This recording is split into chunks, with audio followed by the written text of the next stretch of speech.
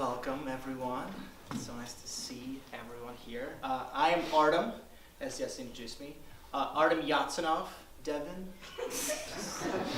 No bigs, that's my last name. So my name is Artem. Some people say Artem. Oh my God, yes. Shh, save it. Artem, some people say Artem. Artem, Artem. Can I see a show of hands who prefers Artem? It's too bad because I like Artem. But interesting enough, you're right on the money. She called out my Russian name. You see, Artem is the American version of my Russian name, which is? Artem. Artem, beautifully spoken. Which is interesting because Artem is the Russian version of my Ukrainian name, which is Artem. So we could do Artem, Artem, Artem, Artem, but never fucking Art. I just want to be really clear about it. Why am I telling you about my name?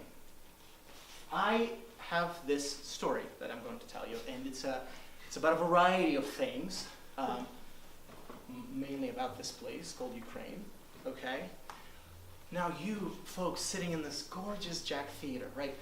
What is... Yes, in this beautiful, beautiful Jack Theater, what is your identity as you sit here in Brooklyn, New York? What is your identity in relationship to Ukraine is a question you probably don't ask yourself very often. But tonight, I welcome you to, go forth and really live out that fantasy of trying to figure out, where do I fit in Ukraine? That fantasy I know that you've all been really living, dying to live out. Tonight, you can do that. I make that happen for you. I've been thinking about identity a lot.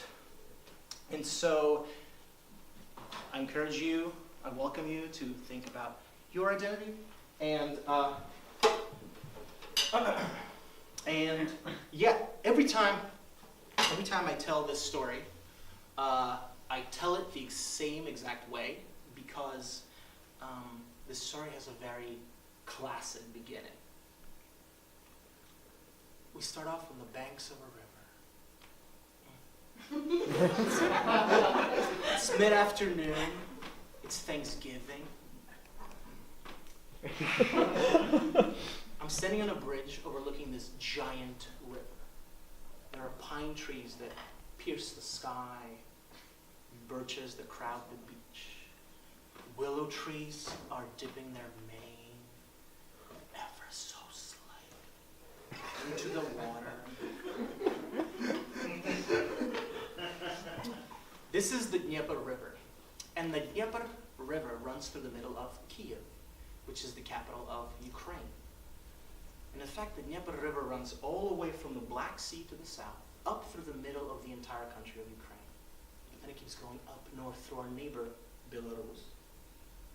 But then it keeps going further up still into the westernmost parts of Russia. Now, as I'm standing here overlooking the Dnieper River, I'm holding my cell phone in my hand and I'm reading a text message. The year is 2014. If you would like to see pictures of the Dnieper River or Kiev or Ukraine or anything I talk about tonight, I recommend you Google it. Please Google Ukraine. I'll give you the basics. I was born in Kiev in 1985 in the Soviet Socialist Republic of Ukraine, which was part of the USSR, which was the Union of Soviet Socialist Republics. And by the time I turned 6, the USSR had fallen and Ukraine became independent. When I was 10, my family found out that we won the green card lottery to move to the United States. And shortly after I turned 11, my father, my mother, my sister, and I all emigrated to the States. We arrived and we settled in New Jersey.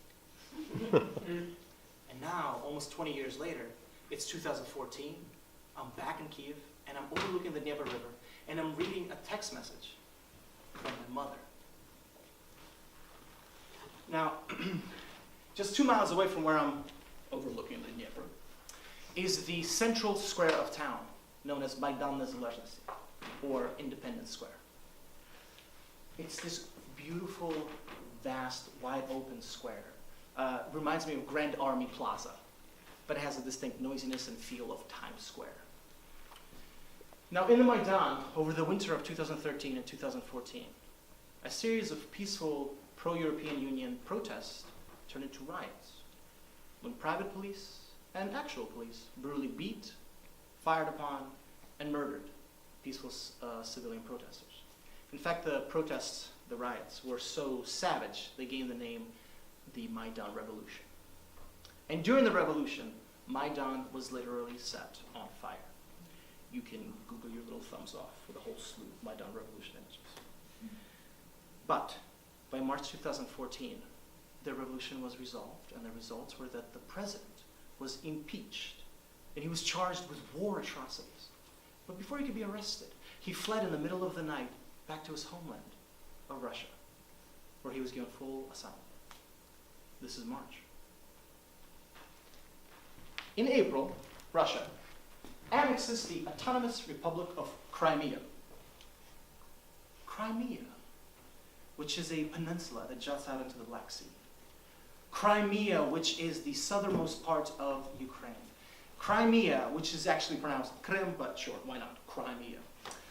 Crimea, which is one of 25 regions of, or we could say 25 states of Ukraine. And annexed is a very special word for hostile takeover. Immediately following the annexation, two more regions, the eastern state of Luhansk and its southern neighbor Donetsk, declared themselves to be independent people's republics. And then they band together into this one super state that they call Novorossiya. The proudly pledging allegiance to their ethnic roots, which are Russian, the creation of Novorossiya throws Ukraine into a civil war. So you've got the Dnieper, right, that cuts the country in half, okay? You've got the West, that's all pro-Europe and pro-European Union, and the East is all pro-Russia. This is the significant thing, is that the East isn't pro, say, a new Ukraine. It's pro a new Russia. It's literally in the name, Novorossiya. Nova meaning new, Rossiya meaning Russia. So Kiev and the Maidan burn, Crimea, Luhansk, and Donetsk, 3 out of 25 states, are now changing, or maybe even actively trying to erase their Ukrainian identity.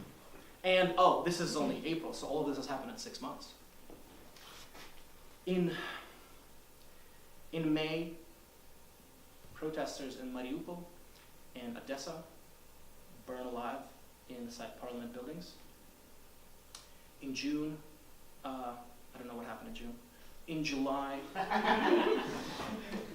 July, my uncle flees his home in Donetsk and leaves the country altogether, leaving behind the town where he's grown up, where he's worked as a civil servant for 35 years, where he's made a life of friends and colleagues, and to add insult to injury, a week after he leaves, the Ukrainian army bombs out the entire city, trying to drive out the invading Novorossiya troops. And then on August 3rd, 2014, my 29th birthday, my beautiful, wonderful, brilliant mother sends me this text message. And the text message reads, "Now there is no home for us anywhere." Just out of the blue. Oh, I thought you should know. She's telling me that after 20 years in the States, the U.S. is still not her home, but now neither is Ukraine. But she doesn't say, now there's no home for me. She says us. Now there's no home for us anywhere. Would you like to see pictures of Maidan after the revolution? Now there's no home for us anywhere. I keep reading this text message over and over and over again. And so, as soon as I get a break from work, and things on Thanksgiving 2014, I go back to Kiev to see my birthplace for myself. And so now I'm at the Dnieper, and as I'm looking over the Dnieper, I realize I am here to say goodbye to Ukraine. Ukraine has become this absentee parent that keeps popping up out of nowhere, bothering my mom, making her text me things like, "No, there's no hope for us anywhere." I'm